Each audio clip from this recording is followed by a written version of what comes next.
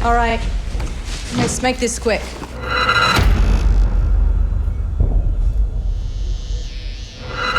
Sandra, you there? Joe, there's been a breach. Keep the doors open. My wife is still in there. Joe, it's too late.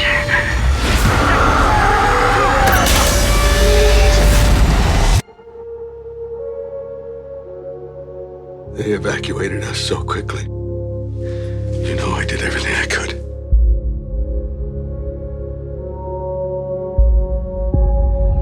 It was not a natural disaster, all right? What's really happening is that you're hiding something out there. And I have a right to know!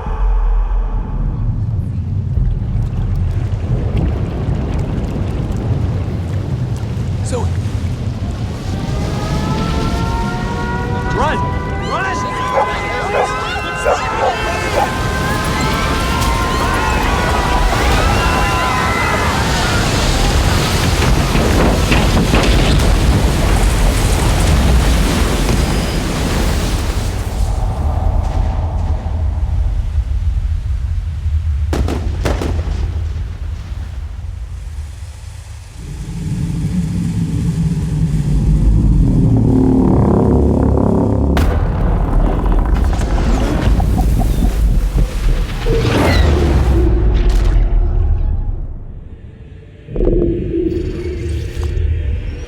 I know many of you have family and loved ones still in the city, and that you want to help them.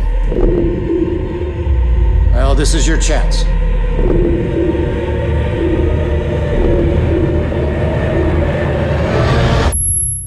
You have no idea what's coming, and it is going to send us back to the Stone Age!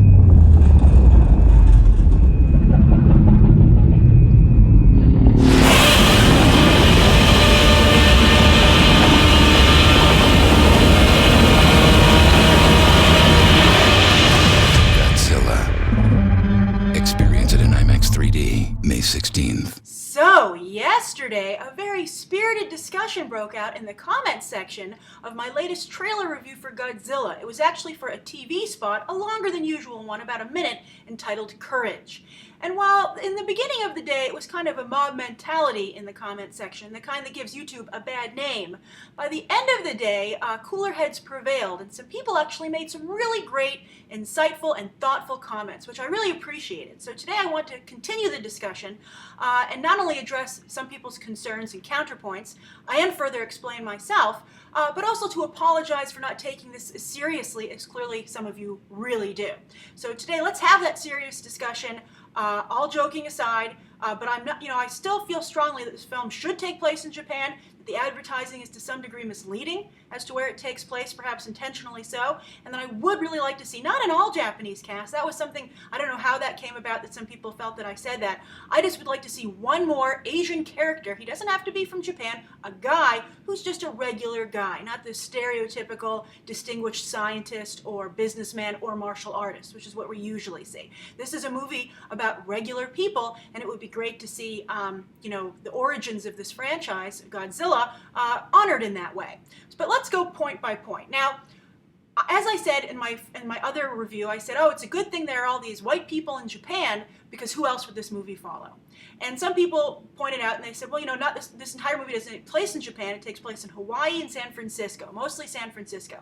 But as you can see from this extended trailer, it starts out in Japan. This movie is really selling itself as a film that takes place in Japan. And I have to honestly tell you, that's what I wanted to see. When I first heard about this Godzilla film, and they've been advertising it at San Diego Comic-Con, I'll put a link here at the end to their Godzilla experience. It was a great experience getting you ready for the movie, and it took place in Japan. The setting they put you in was Japan. They even hired a guy to be an extra, having his lunch at a sushi station and the subway or something. It was really phenomenally well done. And I was really excited to see a movie that was basically an authentic Godzilla film that took place in Japan. It had, Japanese characters, Asian characters, but just had today's special effects and, production quality. That's really kind of what I wanted to see here. I wanted to see something very authentic. So I'm really surprised that that's not only not what Legendary is doing, but that's not how they're really advertising it. Why didn't that take place at San Diego Comic-Con experience then in San Francisco or Hawaii? Why not have it on the, set up kind of a beach? We were actually on the water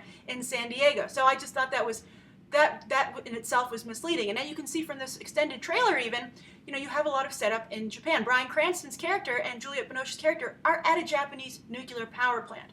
I'll get to that in a moment as to having white characters there. I think that's an unfortunate choice, but I'm just focusing on location right now. So that's what I thought. I thought I was signing on for a film that was going to be really authentic to the source material. Now, let's say, okay, fine, it does take place partially in Japan. People saying, oh, there's like nothing in Japan at all. That's not the case, okay? I mean, there are certain scenes in Japan. If anything, it takes place globally with, I guess, a concentrated focus on the United States because it's, as many of you are saying, an American film. Why that should rob Godzilla of its cultural importance, I don't know, and I'll get to that in a moment. But, all right, so it takes place in Hawaii and San Francisco. People are saying predominantly San Francisco. So I have to tell you, those two cities have the largest Asian populations in the United States. Like 35 or 36% of San Francisco is Asian. And Hawaii is predominantly Asian. It's actually almost entirely Asian. You have a lot of Japanese tourists, you have a lot of, immigrants from Asia, but also Hawaiian natives are also there, and they are actually the majority, and, they are of Asian descent. You can even see some in this extended trailer when they go up the roof of that, I guess, parking garage or building, and you see a group of like 20-somethings or teens on the roof that are, native Hawaiians. And, why couldn't you follow one of those characters? I think that would be a great compromise. So I think that's another missed opportunity here. And I think, I can understand how maybe Legendary made this mistake, but it is indeed a missed opportunity for something that could have made this movie special. And I feel that as I see more and more trailers, it's becoming less and less special as a film, which is why I'm starting, to realize these problems. Now, suddenly I realize, okay, it's not in Japan, even though that's how it was sold to me originally. But so let's continue. So I feel that, if you're going to be in San Francisco or Hawaii, you have a huge group of, Asian people to pull from there for characters, just one character, and I think that should have been done. And some of you might say, oh, that's not true. Hawaii isn't predominantly Asian. San Francisco doesn't have a huge Asian population. But why do you think that? That's because Hollywood doesn't portray it accurately. Entertainment doesn't portray it accurately, and that's why entertainment can be dangerous. Some people yesterday said, it's just a movie. What do I care? And you should care, because entertainment influences the way people see themselves and the way they see society. If they don't have, how do you think stereotypes become reinforced? If they don't have something to reference, and often entertainment is the one to introduce them to that idea, they're not going to be able to accept it in real life. I mean, for instance, a lot was made about the fact that 24, by having a black president, helped pave the way for people to be accepting of the idea of Barack Obama. And that's a show like 24 on Fox with Kiefer Sutherland running around in 24 hours. That's really... that's supposed to have had a huge social impact. So these movies are important, the choices they make in casting. It might just be light, frivolous entertainment to you, to some of you, although clearly not to a number of you, because you're taking this very seriously. But even people aren't aware they're being influenced by what they see on the big and small screen. All right, so also they have scenes in Chinatown, and I think it's really surprising that this movie is willing to highlight Chinatown and be like, oh, hey, look, Asian heritage, Godzilla, but no, who do you think lives in Chinatown? Asian people. So I'm just really surprised they would have red paper lanterns, but yet no large Asian roles. Now, Ken Watanabe, as many of you pointed out, is in this film, and we'll see how big his role is. He's not being played up in the trailers. These are global trailers. They're not just marketed to the United States. He still isn't being played up. And, as I said before, it's a stereotypical type of role. And some of you have said he plays a character that's very crucial to the Godzilla mythology. So that's kind of like a shout out to that. But, it might not be any more than a shout out. You guys don't know any more about this film than I do, and you have to remember that when I review this trailer, I'm approaching it from the person who sees it in the movie theater, not the huge Godzilla fan. And so you have to understand how they're seeing it. And that's a big part of why I do these trailer reviews, to, play devil's advocate, to see how it's coming across, and to point out things that I think, that some people don't want to, because look at what happens. Look at some people really rally back saying, well, how dare you say there should be more Asian characters in this film? And I think that, it's a tough stance to take, but it's the right stance to take. Now, as far as the Asian cast goes, I mentioned Bryan Cranston and Juliette Binoche in Japan. I think that it's really unfortunate to say that those are your experts. Someone said, well, I pointed that out in the comments yesterday. I said, well, what do you think of the fact that they have focusing on 2 white scientists at a Japanese facility? And someone said, well, maybe they're the experts that were brought in. And again, that's Hollywood reinforcing the stereotype that only the West can have experts. Only Western culture is that advanced. And that's really not a good thing to do. For instance, in Extraordinary Measures, that Harrison Ford, Brendan Fraser film, Harrison Ford plays a doctor. And in real life, that doctor was Asian. But Harrison Ford is playing him in the film. And that really robs society of a great example of, diversity in science and, and how this person contributed to helping to cure a disease. And so that's taken away because people don't know the history. They know what they've told by often Hollywood. I mean, for a long time, it was known that most people got their news from the monologue at The Tonight Show with Johnny Carson and then Jay Leno. That's where most people get their information from, and so that's where and they shape their viewpoints. So that's it's really why couldn't you have an Asian husband and wife working there? The scenes would have just been just as exciting as they are in this extended look. I think that's really interesting the way they play that off, that he has to close his wife off in there. I think that's great. But when I watch it, I'm like, I can't believe that all this whole facility, we have 2 white people that are in front of the camera, and it's even taking place in Japan. So now some people also countered and said, well, hey, Toho signed off on this. They're the original place that brought about Godzilla, and they gave Legendary the rights to make this film.